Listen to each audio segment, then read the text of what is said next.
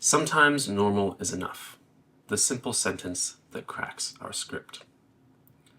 I said I was an atheist before my baptism. I lied. I was religious. I just didn't know it yet. It began at college in a tucked-away corner of campus, where rays of sunlight poured gloriously through the skylight.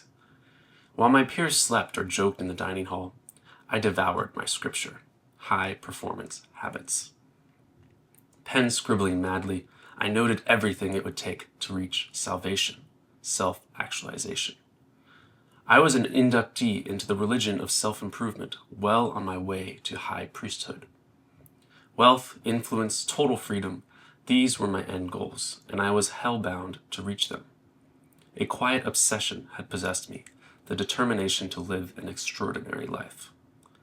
But what began as an invigorating belief in the potential of my life morphed into something darker and even more powerful, the fear of a mediocre one.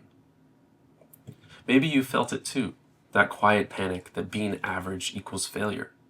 For me, it was more than chasing goals, it was the terror of doing nothing at all. That fear produced an anxious ambition, one scripted by others. If this religion had confession, mine would be simple.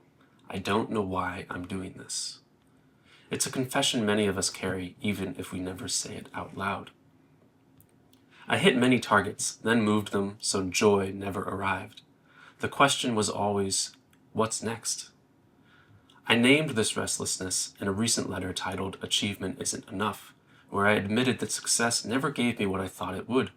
It left me with questions I couldn't quiet. In time, I realized the voice wasn't mine. It was my father's. Mediocrity wasn't mere failure. It was death. Then, my mother-in-law said something that cracked the whole script. She made a passing comment that felt like heresy one moment and blissful freedom in the next. Sometimes it's enough to just be normal. I was stunned. Every fiber of my being, hardened by hours of grinding, flared with defense. But I kept silent, because underneath all the fury, I knew it was true. The question was whether I had the courage to admit it.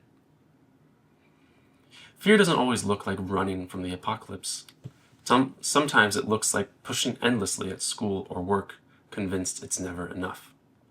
The hollowness of success, the exhaustion of sprinting toward a finish line that never comes. The self-improvement gods say, be more perfect. Faith has been teaching me something else. You are loved despite your imperfection. One creates fear. We run from insufficiency. The other creates peace. We run toward joy. And it's only from that peace that the deeper things can grow. The ones that look like distractions but turn out to matter most. Creativity, literature, not tasks on a checklist but rebellions against it. Practices that refuse anxious soil but flourish in slower ground. Fear makes ambition a cage. Peace makes ambition a compass.